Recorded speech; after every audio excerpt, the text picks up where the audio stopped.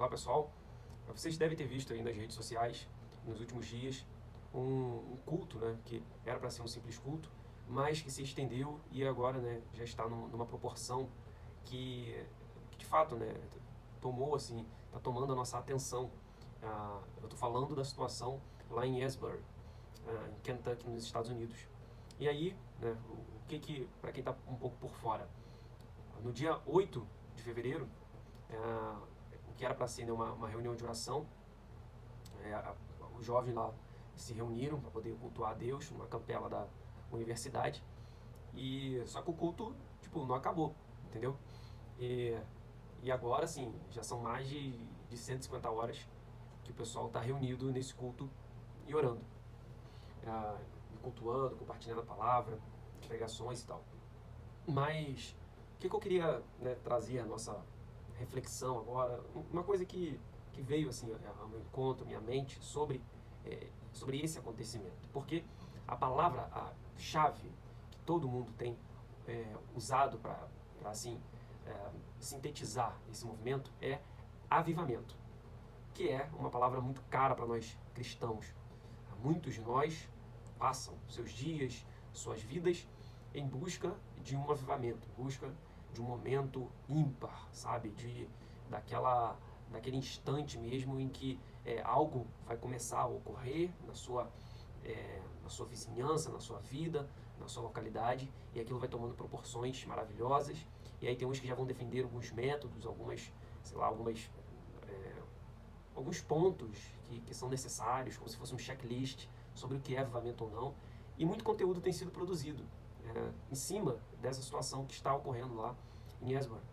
E o que eu quero, né, compartilhar e falar sobre esse respeito? Eu particularmente, eu não sou uma pessoa que fica muito impressionada.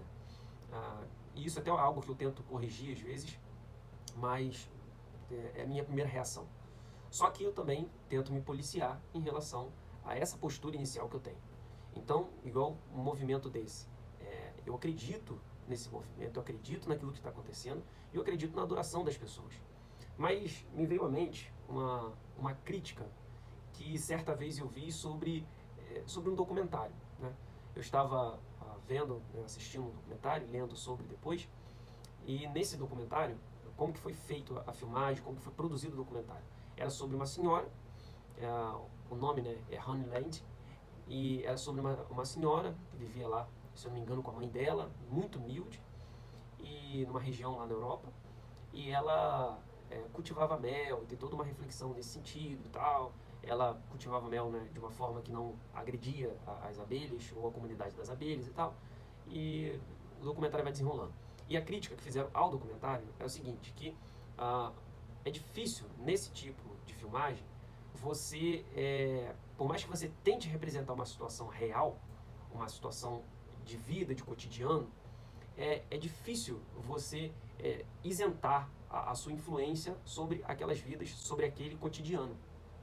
Ou seja, o exemplo desse documentário, quando uma câmera está ali filmando, quando pessoas estão ali, mesmo que em silêncio, sem interferir na vida real daquelas pessoas, mas estão ali filmando, elas, de uma certa maneira, estão influenciando. Porque vão tratar assim, né, como ser impossível essa não influência. Porque, por mais que a câmera seja invisível para quem vê, nós telespectadores, ela não é invisível para quem está ali. Por mais que ela não interfira diretamente, há uma interferência indireta. E aí, eu quero chegar essa questão do chamado avivamento em Asbury. Ou seja, muito tem se falado a respeito. Muito tem se questionado ou até falado, né, a favor de todo esse movimento. Só que a gente vive um momento de rede social, de notícia, de uma informação que viaja, sabe, quilômetros em pouquíssimo tempo. E então a gente se depara com uma seguinte possibilidade. O que, acredito eu, iniciou como um movimento genuíno, sabe, de coração, culto, que estava ali acontecendo, se estendeu e não acabou, em um mover maravilhoso. Isso é real, isso é verdade. Mas até que ponto as nossas expectativas quanto a esse movimento, o nosso falar, a nossa denominar, dizendo que é um avivamento, está acontecendo um avivamento, até que ponto isso não influencia ao movimento que nasce genuinamente? Entende? Até que ponto essas interações, esses comentários que nós, mundo, estamos fazendo, até que ponto eles influenciam ou não o acontecimento genuíno? E onde eu quero chegar? Eu não quero desmerecer o que está acontecendo, então gerar alguma dúvida, causar alguma dúvida. Mas realmente é uma coisa que veio à minha mente, sabe? Hoje, nesse meio nosso, social, de redes sociais, de internet, é muito complicado a gente lidar com essas interferências. Então, assim, isso eu digo com um pesar. Imagino a dificuldade, mesmo que às vezes uma dificuldade assim, de uma forma não, não muito clara, mas algo que vem até atrapalhar. Às vezes o nosso excesso de expectativa ali, tentando adivinhar ou tentando dar nome à reunião sincera dos nossos irmãos e irmãs em Cristo, às vezes essas nossas expectativas, esses nossos comentários, pode de uma certa maneira interferir naquilo que é real. E aí, diante disso, pode ter ali pessoas e mais pessoas que já vão começar a participar daquele momento, não de uma forma genuína, mas porque estão sendo levadas por uma expectativa externa. Isso é uma preocupação que veio ao meu coração. Eu vi um comentário também sobre essa situação muito interessante do Rodrigo Bibo. Ele sempre tem uns comentários muito interessantes, né? E ele falou, né, trouxe uma palavra também interessante, porque justamente, né, a gente não ficar querendo julgar, tipo, é avivamento, não é avivamento. Mas a questão que eu trago é essa.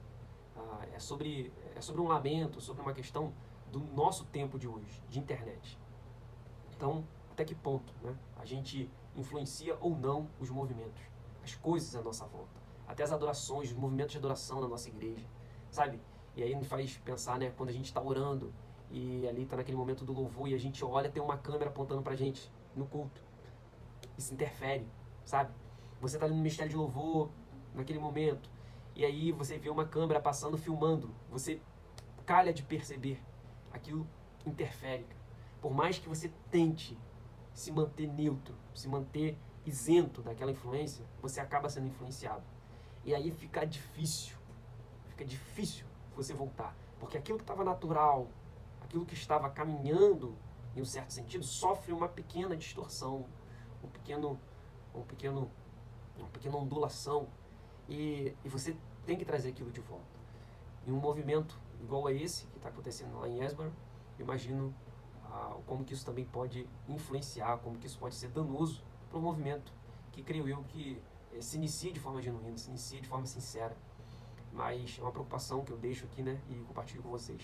Mas vamos estar assim em oração, vamos estar gratos a Deus por esse mover em uma universidade, com juventude, porque independente de tudo aquilo que aqui eu coloquei, ou de outros comentários que vão fazer, tem gente séria, tem gente comprometida e tem gente com o coração ali derramado nesse instante de adoração ao Senhor.